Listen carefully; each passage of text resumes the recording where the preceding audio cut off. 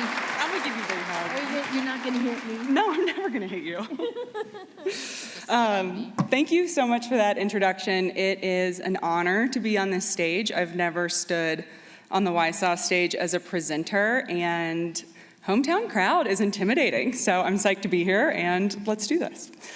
As you can see, I have titled my talk, Having an Opinion. That comes from a few things. For me, if you are engaging in avalanche terrain, if you're out for the day, and you do not have an opinion about what the stability is or what terrain is appropriate for the day, then you have taken zero responsibility for yourself out there, and you have not engaged in any sort of a meaningful risk management process. Lynn is actually always on my shoulder. What I had planned to say was always in my brain, but we're talking about Lynn being on your shoulder, so that's true.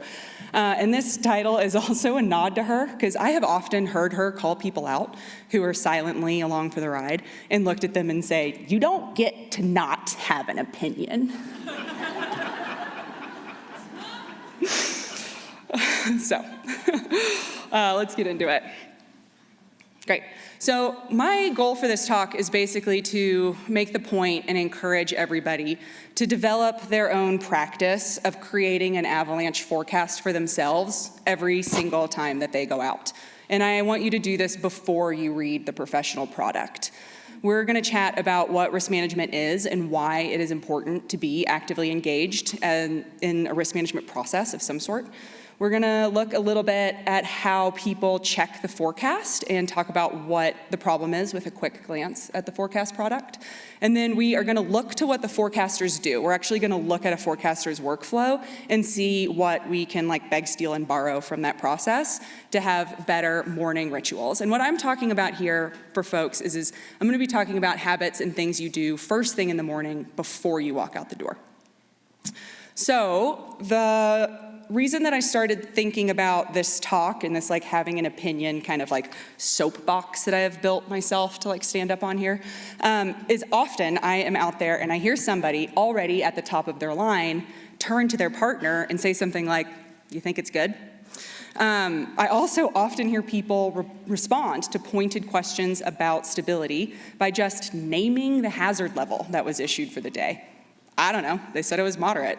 So to me, when you have those kinds of questions or responses, you are this emoji, which didn't really translate in my screen, but it's this one. It's actually my favorite one to text. You have abdicated all responsibility for your day. And we can do better. So let's define risk management. I think it's helpful to unpack the definitions for some of the terms that we use a lot. For me, risk management is the process of evaluating the likelihood of an adverse effect, and for this talk, this whole thing, that adverse event is getting caught in an avalanche, and strategically managing the potential consequences. So that's risk management. That's what we do when we decide what tour is appropriate for the day. That is what we are doing when we decide whether or not to exit the gates any given day we're at the area. One thing that I do want to highlight about risk management is that it is a process. I really like this model. This is the OODA loop. It originally came from the military, and it shows that risk management is iterative. It basically highlights how if you're really intentional and bring learnings from yesterday into today or tomorrow's decision making, you can become better at that process over time and really have greater situational awareness as you move through your career, whatever that looks like. So I mentioned that we are going to learn how to build our own forecasts, and I do want to front load that professional forecasters are incredibly skilled at their jobs, and they put out an excellent product. You should absolutely be reading the forecast every single day in full. The problem is that we know from analytics that a lot of people, most people, only spend about 30 seconds glancing at that forecasting product. What I am up here kind of doing is just calling bullshit on the idea that in a 30-second glance at a screen, you are getting the data that you need to make important decisions for potentially life-threatening consequences. We can do better. So, when we are quickly glossing over shapes and colors on a screen, even though it's pretty awesome, actually, how they've made the product really accessible and put it in an app.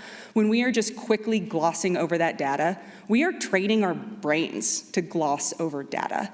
And what I really worry about is that the way that we start our day informs how we move through the rest of our day. And if we're just glossing over data first thing in the morning, we are likely going to be glossing over relevant data, changes to weather, snowfall rates, observations in the snow when we're out in the field. This clicker is a little sticky. We also know from research that when we're looking at something on a screen for less than a minute, we are often in mindless mode, kind of like multitasking. And mindless mode is not always a bad thing. Like sometimes we want distractions. Like I check social media, I definitely doom scroll. Like sometimes I actually like turning my brain off and doing that. But when we're in mindless mode, we are not activating our analytical mind and thinking critically. And when we are assessing data and trying to interpret data that is related to avalanche hazard, like we need to be accessing our analytic mind. We cannot engage in risk management from a mindless place. So in thinking about this talk and like what I wanted to encourage folks to do who are maybe newer to this, I landed on the word habits. And I like thinking about your morning process in terms of habits, because habits are attainable, right? Habits are just sort of small things we do almost subconsciously. When I get in the car every morning or every time I get in the car, putting my seatbelt on is a habit. Like I don't have to actually think intentionally about that. I'm using the word routines to think about the process of a professional forecaster. That is a structured workflow that they're walking through really intentionally. And again, we're gonna look to routines of forecasters to try to steal some things that can give us better habits. When thinking about habits, there's a couple really good books out there that I like because they make habit change really attainable. And one of these books sort of talks about habit change being like a small incremental process you do over time. And so if you're somebody who's scrolling the forecast in the morning, like while you're also cooking breakfast or while you're walking out the door or while you're waiting for your car to heat up, maybe tomorrow, like that small change is you just commit to sitting down and doing nothing else and reading the forecast in full. Okay, you might be a ways out from building your own forecast, but that's a great change to build off of. I also really like this idea of keystone habits. I find it quite motivating. This is a concept basically that good habits can spill forward. So if you start your day by thinking critically about the weather and the observations in the snowpack, you are more likely to notice relevant data out in the field. Like you are primed and much more likely to notice that the wind is blowing out of a different direction than it was forecasted to. And those types of things and observations can have huge implications on stability and what kind of hazard you're engaging with for the day. The other problem with like a forecast and a quick glance, I think I skipped over one, that's fine, we're good here, is that oftentimes we're in like extended periods of status quo. Like here in the Tetons, that looks pretty familiar to us. And when you are bored with the forecast and only looking at it for 30 seconds while you're doing other stuff, like you do not stand a chance to think critically about it or interpret it. And so I do just want to point out that when we notice we're in a status quo period, we may have to be a little bit more intentional to fight that message fatigue and actually like really commit to reading that thing in full and thinking critically. Okay, so how do we get an avalanche forecast? What we're doing here is moving through something called the conceptual model of avalanche hazard. This is one example of a workflow that forecasters move through. The conceptual model of avalanche hazard, or CEMA, is pretty interesting, and it came about because folks realized that a lot of forecasters were doing their work fairly intuitively, and they couldn't necessarily explain how they got from data collection to generating a forecast. And so trying to unpack that and look at what the process was, it was realized like, oh, pros are actually kind of going through the same workflow, and we can like put that in a model.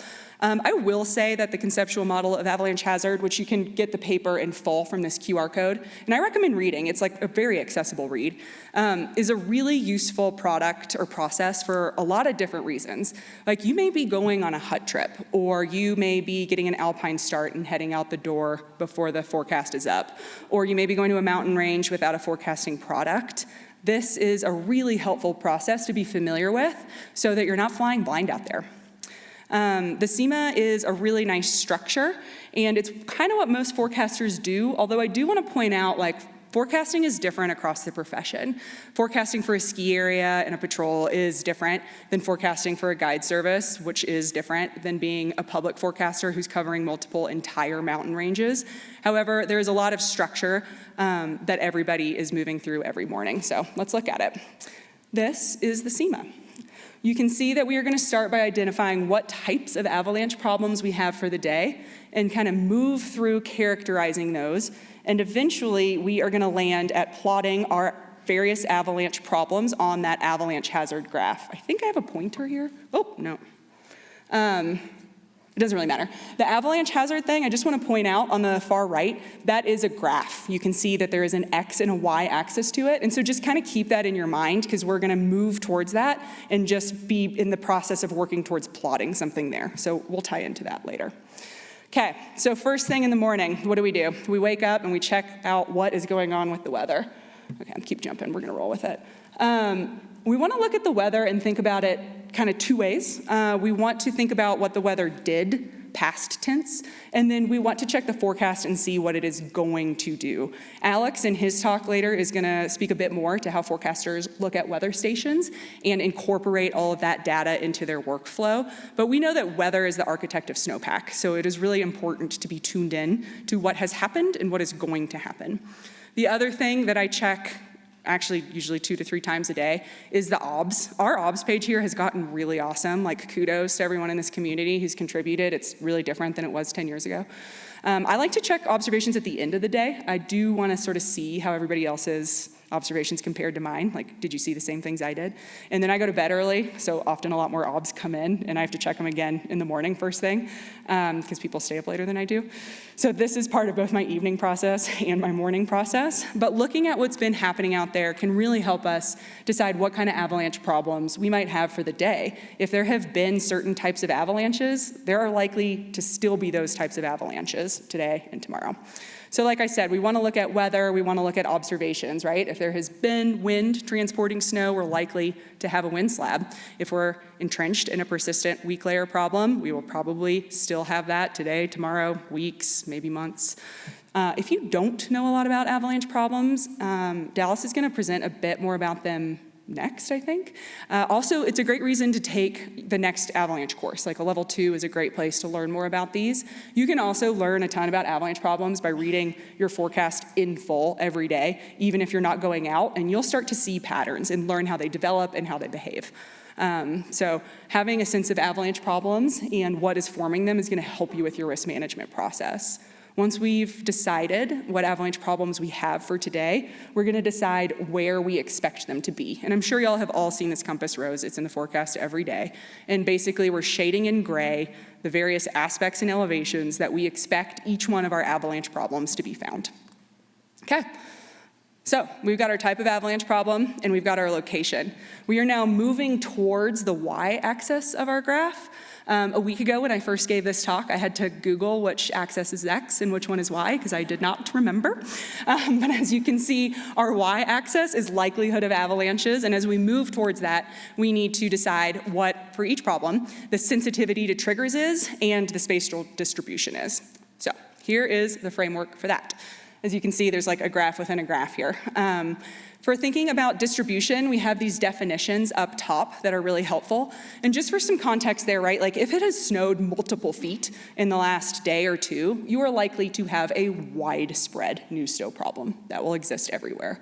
If you have a problem that you think exists on like certain east-facing couloir type features at high elevations where there are potential thin spots in the snowpack for rocky, terrain features, that might be an isolated problem. So we've decided on our spatial distribution, that's the y-axis of this graph, and then we want to decide the sensitivity to triggers. This is my favorite part of this process. The word touchy is my favorite word in this whole workflow. I know what touchy is. I know what a touchy problem feels like. So to think about sensitivity to triggers, we're drawing on a whole lot of data. Like, what were my test results from yesterday? How did the snow feel under my skis? Did I see shooting cracks or experience woofing? This is a great place to look at other observations. This is a great place to look to your local ski patrol and see what kind of results they got from their mitigation work. And I will say, like, we don't always know exactly what the right answer is. Like, I have spent days of my life in conversation about, like, do we think it's unreactive? Do we think it's stubborn? And kind of discussing all of that. But ideally, eventually, you're going to kind of land on an opinion and be able to plot your likelihood of triggering each problem in this graph. And we're going to get our language that you see on our forecast, right? Unlikely, possible, likely, very likely, almost certain. Cool. So that is our likelihood of avalanches. Now for the x-axis of this graph, we're going to look at destructive avalanche size. This is basically if these problems fail, how much snow will come down, and we've got a scale for that, the D scale. I am not going to really go into this. You could do like a whole SAW presentation on D-scale. If you are a little baffled by D-scale, check your OBS every day. You'll learn a lot. Also, read your forecast every day. You'll learn a lot. And then you could take more avalanche courses. But being able to characterize how much snow each problem is going to bring down is an important part of understanding the risk that you're dealing with. Okay. So we've gotten all the way through our workflow and we're ready to plot each avalanche problem on that hazard graph. And so here is an example of that.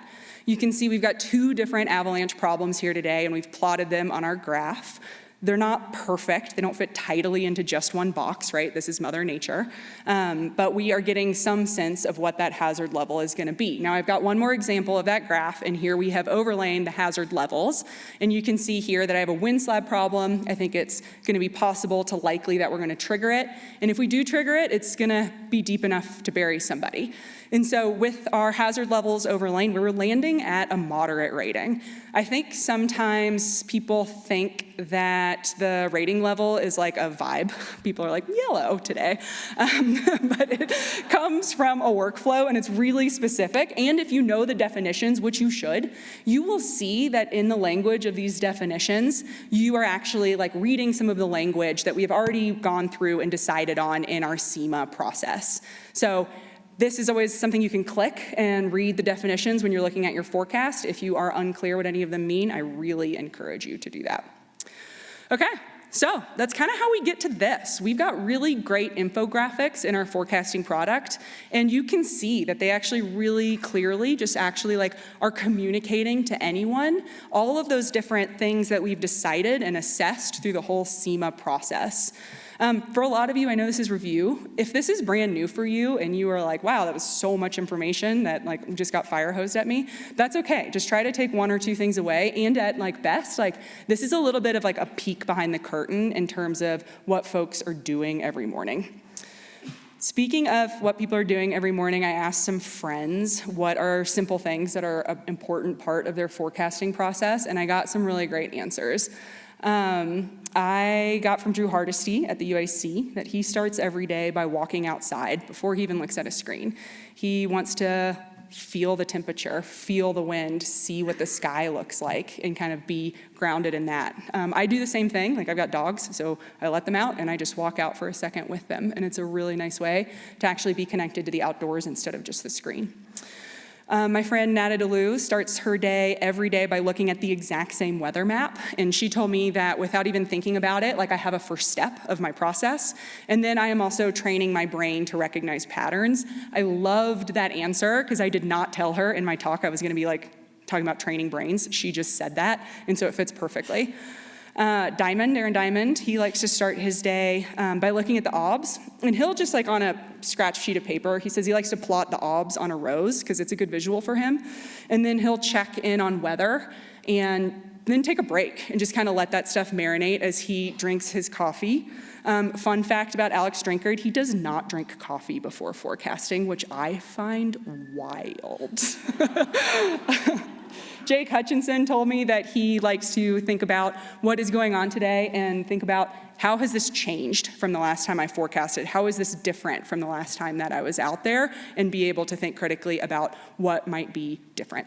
Don Sheriff told me he likes to do a little bit of a gut check and think about the problems. And when I head out there, is this something that I am going to be able to manage? Or is this going to be something that is really complicated and I need to have a different like risk management framework around? I like to share these because these are all really simple, right? Like anybody can do these things, and they're pretty important steps for the day. The last one that I'll share is from Grom, Dave Richards, who spent a lot of his career at Alta. He told me that he got really kind of sucked into looking at screens when he was first starting. He was trying to like make sure he had all the data.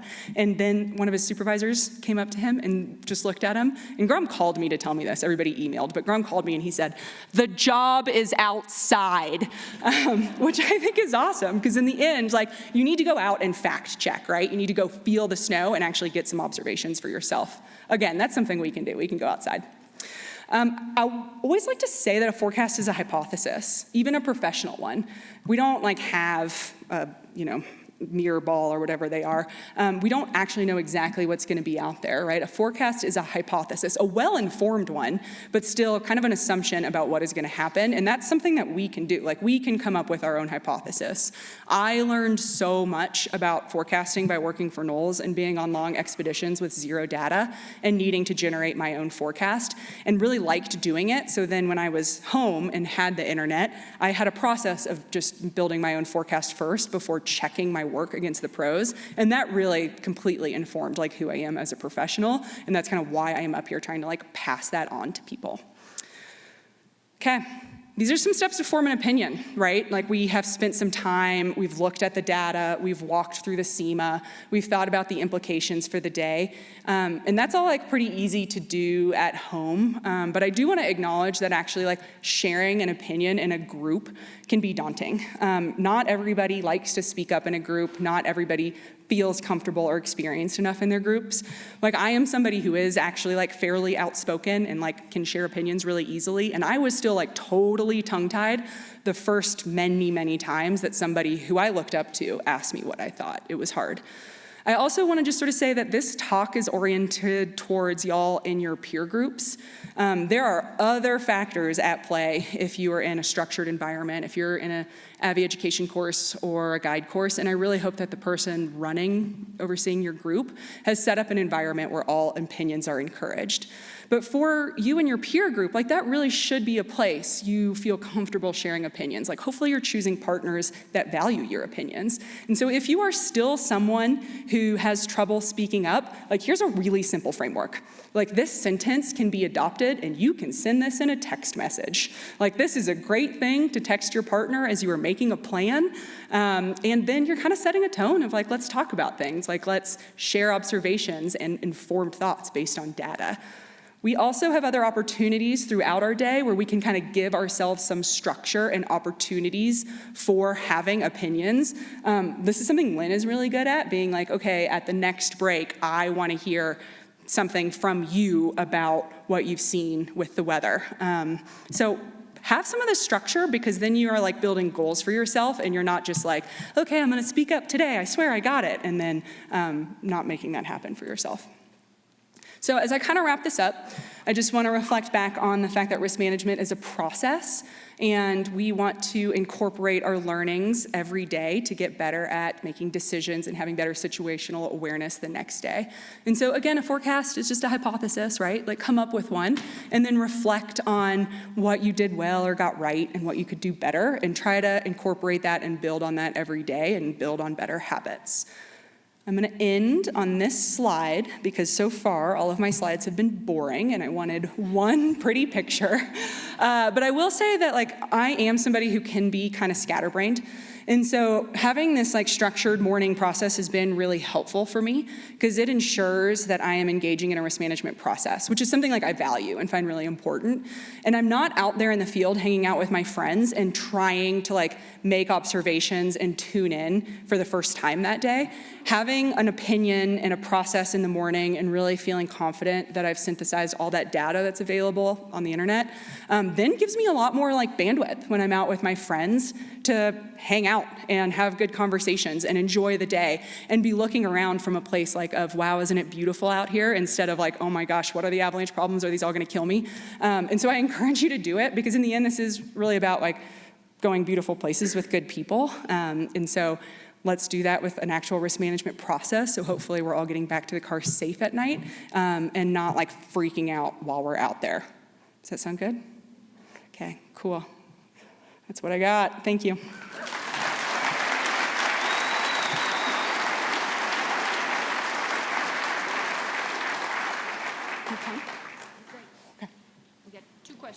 questions. Two questions. Where did our, well, oh, does that mean that you have the first question, Kevin? Oh, sorry. Kevin's like the only one here who's actually seen me give this talk before, so. That was awesome talk, by the way. Okay. Cronin's got a question, and then somebody in the way back has got a question. All right, those are our two questions right there. Am I missing somebody up top? No. Liz, thanks for the peek behind the veiled door of Just a little. forecasting secrecy, because it's not actually rocket surgery. No. I learned all that in Texas, just so you know, I'm just kidding. And I think that's something that's really appropriate for a recreational audience. And we, as Lynn would say, we want people to recreate like a pro. So why is it so important for an organization, like a professional group, to have a written and defined risk management plan for their team? Oh, wow. For so many reasons with my job right now, I could spend the rest of the day on that topic. A risk management plan does a lot of things. Let me back up a little bit. I have always been really lucky to work for organizations that actually trust the judgment of their employees and give employees or instructors a lot of leeway in how they do things in the field. And I am a structure sets you free kind of girl, because I think that having guardrails in place and framework in place, then, and being really clear on what that is, then allows you to be really creative and flexible when you're actually out there doing the thing with people. And so if you have a really clear risk management plan, and you hire good people and you empower them to use their judgment, but you give them guardrails of what they are, then people can do really excellent things teaching or guiding. I ski avalanche terrain on rec courses, on Rec 1 sometimes if it's appropriate. And I want folks to be able to meet their group, their students, their clients where they are, but you need parameters for a lot of reasons. Like one, you got to know what the risk threshold of your organization is, right? Jason Simons-Jones was talking about this in a presentation and said at a certain heli ski guiding operation, that place actually had a threshold where clients could get caught in smaller slides for what the thing they were paying for was. Avalanche education, we don't have that threshold. So you need to define that for people. A lot of our instructors or guides work for a lot of services. So what is it for this organization? And then also you might get sued. So that stuff needs to be written down. But then being really clear with people, what the guardrails for your organization are and expectations are, ensure that they don't go into the wrong permit area, teach your curriculum instead of somebody else's, and then are actually having appropriate decisions for the person and organization that's cutting their paycheck. I will talk way more about that if you want. Let's get the next one. Back. There you go. Hey, I was curious what tools you like to use when you're trying to create a forecast for yourself or your students in places where there's not a forecast or can't just look at the weather stations. Totally. Gosh, in 2025, that answer is really different than it was years ago. A long time ago, right, before satellite stuff gave us all of the access that we wanted, on hut trips or winter expeditions, actually just building a weather station where you're camping is pretty awesome, right? Having a thermometer outside and getting up and clocking a low temperature, being aware of taking a high temperature while you're out there and sensing it's that time of day, making sure you're measuring new snow amounts overnight and throughout the day, and then paying a lot of attention to things like wind. That is just very analog, human-driven data gathering. These days, a lot of people on expeditions will have a phone a friend and set up somebody they're texting on their satellite device to generate a weather forecast for them, and that's pretty awesome.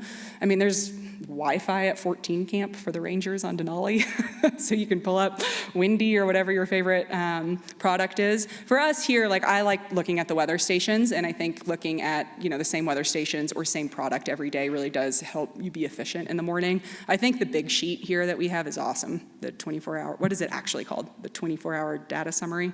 It was kind of in the background of a slide, but on the VTAC website. Find a product you like or a structure you like and do that every day. Does that answer your question? Sort of. But okay. I'm game to take another try. We can chat. Okay. Awesome. Thanks. No, I'm coming in because we did have a speaker at WYSAW maybe year 3. Somebody help me out with this. one of the bigwigs at Canadian Avalanche Association, and he did a talk on that particular topic. Let me do a little fine file. The other person that's done some stuff on this is Joe Stock. You heard of Joe Stock? Anyway, it's an easily rememberable name, but go dig up his website, which is great. The Google will help you there, and sort of maybe a couple years deep into Joe's website, you'll see a presentation that he put together about deep in Alaska. And so the one thing that he does is he assumes considerable until he can, it's kind of the guilty till proven innocent. So there are some resources out there. Thank you. I got an opinion about Miss Texas here. Yeah, give it up for Liz King.